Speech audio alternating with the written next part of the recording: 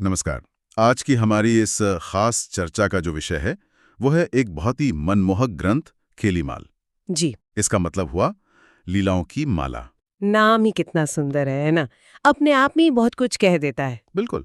और देखिए, ये जो हमारी पूरी बातचीत होगी इसका आधार एक दस्तावेज है जो हमें मिला। अच्छा। काफी विस्तृत है और ऐसा लगता है कि इसे इस ग्रंथ पर एक गहरी समझ बनाने के लिए ही तैयार किया गया था। तो हमारी कोशिश यही रहेगी कि इस भक्ति काव्य का जो मर्म है, जो इसकी मिठास है और इसका जो आध्यात्मिक असर है उसे समझें।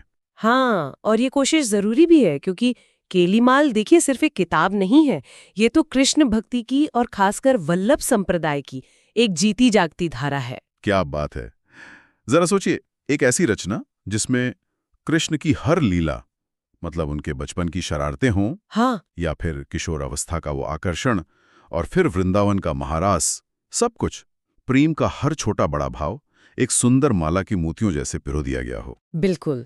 यही यही तो केलीमाल का जादू है। हाँ और इसी जादू ने इसे भक्ति साहित्य में एक बहुत खास जगह दी है। जी। ये पढ़ने वाले को या सुनने वाले को सीधा उस अनुभव से जोड़ देता है। तो फिर चलिए इस माला के मोतियों को जरा एक एक करके देखते हैं। सबसे पहले तो यही कि ये केलीमाल आखिर है क्या, मतलब किसने लिखा इसे, कब लिखा? देखिए, जैसा नाम से ही पता चल रहा है, केली यानी लीला, खेल, और माल मतलब माला या श्रृंखला। जी। तो ये कृष्ण की लीलाओं की एक श्रृंखला है और माना ये जाता है कि इसे श्री देवाचार्य जी ने रचा था। देवाचार्य जी ने? हाँ, लगभग 16वीं या 17वीं शताब्दी के आसपास श्री देवाचार्य जी वल्लभ संप्रदाय के बहुत ही महत्वपूर्ण संत और कवि माने जाते हैं। अच्छा। और इसकी भाषा, क्या आज के जमाने में इसे पढ़ना समझना आसान है? भाषा मुख्य रूप से तो ब्रज भाषा है। उसमें संस्कृत के शब्द भी हैं, बहुत सुंदर तरीके से मिले हुए हैं। पर इसकी जो सबसे बड़ी खूबी है ना, जो इसे आज भी इतना लोकप्रिय बनाए हुए है, वो है इसके पदों का गाया जा सकना, उसकी भावुकता। अच्छा, गेयता। हाँ, गेयता। ऐसा लगता है जैसे ये पद संगीत में ढालने के लिए ही बने थे। और इसीलिए तो आज भी भक्त लोग इन्हें कीर्तन में, भजनों में कितने प्रेम से, कितने उल्लास से गाते हैं। मतलब काव्य, भक्ति और संगीत, तीनों का संगम। ये तो सुनने में बड़ा अच्छा लग रहा है। निसंदेह।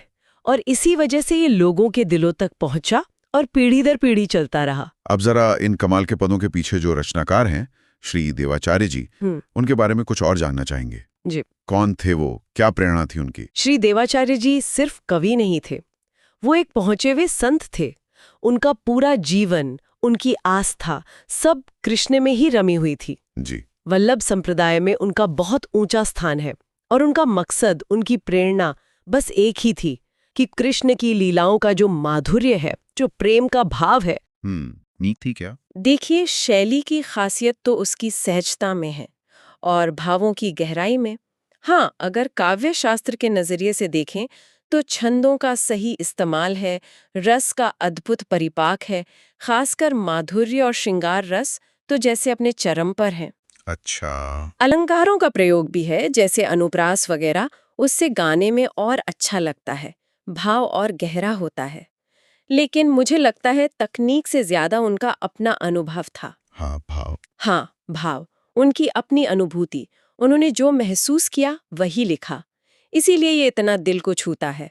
और तभी तो गीता प्रेस, गोरखपुर जैसे बड़े प्रकाशनों ने भी इसे छापा, लोगों तक पहुंचाया। ये बात तो है। सच्ची भक्ति और काव्य प्रतिभा जब मिल जाती है तो कमाल ही होता है। अच्छा, अब अगर हम ग्रंथ के अंदर चलें तो इसमें किस तरह की लीलाओं पर ज्यादा ध्यान दिया गया है? केलीमाल में मुख्य तौर पर कृष्ण के जीवन की 3 खास अवस्थाओं या लीलाओं को लिया गया है। 3 अवस्थाएं? कौन सी?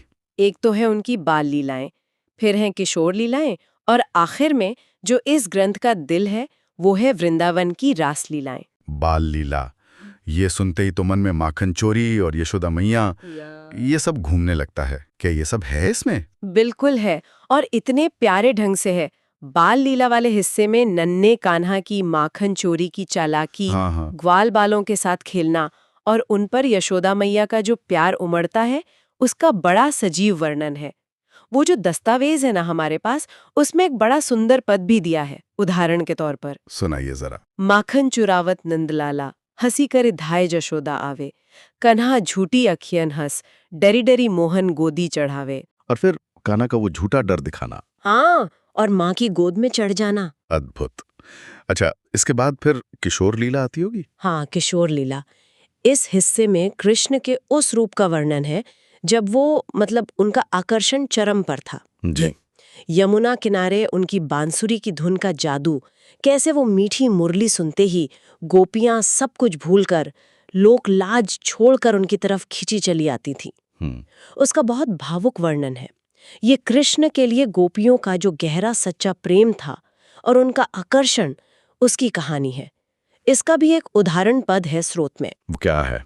बजत बंसी मधुर मुरली की, गोप ग्राम सब मोह गए, श्रीधर की छवि देखत देखत रस में सब संकोच गए।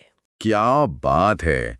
मुरली की आवाज ने पूरे गांव को मोह लिया और कृष्ण की छवि देखते देखते सारे संकोच प्रेम के रस में डूब गए। बहुत सुंदर। और फिर हम पहुंचते हैं केलीमाल के सबसे अहम हिस्से पर, रासलीला। बिल्कुल, रासलीला का वर्णन तो केलीमाल का मर्म है, उसकी जान है। ये हिस्सा सबसे ज्यादा विस्तृत भी है और सबसे गहरा भी है। इसमें वृंदावन में शरद पूर्णिमा की रात, चांदनी में यमुना किनारे अनगिनत गोपियों के साथ कृष्ण का जो दिव्य महारास हुआ जी, उसका बहुत ही मीठा, श्रृंगार से भरा हुआ और साथ ही बहुत गहरा आध्यात्मिक वर्णन है। ये सिर्फ कोई नाच गाना नहीं है, ये तो आत्मा और परमात्मा के मिलन का प्रतीक है। प्रेम की सबसे ऊंची अवस्था है, माधुर्य भाव का शिखर है। माधुर्य भाव। हाँ, एक पद है जो इस महारास के आनंद को दिखाता है। जी। रास रचो वृंदावन भीतर, हरि संग गोपगन नाचे, नृत्य करियो मोहन मुरलीधर, रस में प्रेम सुराचे। आपने ये माधुर्य भाव या माधुर्य भक्ति का कई बार जिक्र किया। भक्ति के और भी तो रूप हैं, जैसे दास बनकर सेवा करना या सखा भाव, दोस्त जैसा मानना। तो ये माधुर्य भाव उनसे अलग कैसे है और केलीमाल में ये इतना खास क्यों है? बहुत अच्छा सवाल है ये। देखिए, भक्ति के कई भाव माने गए हैं, शांत, दास्य, सख्य, वात्सल्य और फिर माधुर्य। हाँ। हर भाव भक्त और भगवान के बीच एक अलग तरह का रिश्ता दिखाता है।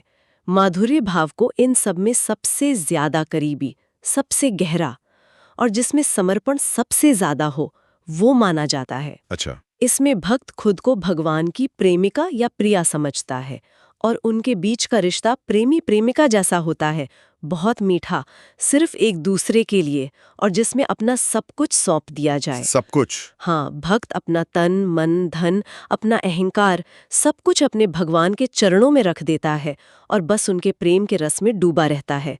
केलीमाल इसी माधुर्य भाव का ग्रंथ है। यहाँ कृष्ण सिर्फ भगवान या मालिक नहीं है, वो गोपियों के और भक्त के सबसे प्यारे प्रियतम हैं, जिनके प्यार के बिना रहा ही नहीं जा सकता। वल्लभ संप्रदाय में तो इसी भाव को पुष्टि मार्ग का सार मानते हैं। अच्छा। एक पद है जो इस पूरे समर्पण को दिखाता है। सुनाइए। तन मन धन सब अर्पण करी, श्रीधर चरणन लागे, प्रेम सुधा रस पेवत पेवत, मन हरि रंगे भागे। वाह! मतलब अपना सब कुछ कृष्ण को सौंप कर उनके प्रेम का अमृत पीते हुए मन पूरी तरह उन्हीं के रंग में रंग गया। ये तो वाकई भक्ति की बहुत गहरी और बहुत निजी अवस्था है। बिल्कुल। तो ये तो साफ है कि आध्यात्मिक नजरिए से ये ग्रंथ कितना महत्वपूर्ण है, पर क्या साहित्यिक नजरिए से भी इसका उतना ही महत्व है या इसे सिर्फ भक्ति साहित्य कहकर छोड़ दिया जाए? नहीं, बिल्कुल नहीं। साहित्यिक लिहाज से भी केलीमाल ब्रजभाषा काव्य का एक बेहतरीन नमूना है। इसे सिर्फ भक्ति साहित्य कहना इसके काव्य सौंदर्य के साथ नाइंसाफी होगी। अच्छा। कैसे? देखिए, इसमें भक्ति रस तो है ही, खासकर माधुर्य और श्रृंगार रस जिस ऊंचाई और परिपक्वता तक पहुंचे हैं वो कम देखने को मिलता है। फिर छंदों का इस्तेमाल, अलंकारों का जैसे अनुप्रास, यमक, उपमा, उनका बहुत सही और सहज प्रयोग है। भाषा की मिठास, उसका प्रवाह और सबसे बढ़कर, जैसा हमने कहा, पदों का गाया जा सकना। हाँ, गेयता। हाँ, ये सब मिलकर इसे एक बहुत ऊंचे दर्जे की साहित्यिक रचना बनाते हैं। इसमें भक्ति की गहराई भी है और काव्य कला भी बेहतरीन है। और आज के इस मॉडर्न तेज रफ्तार वाले जीवन में इसका आध्यात्मिक महत्व कितना प्रासंगिक है?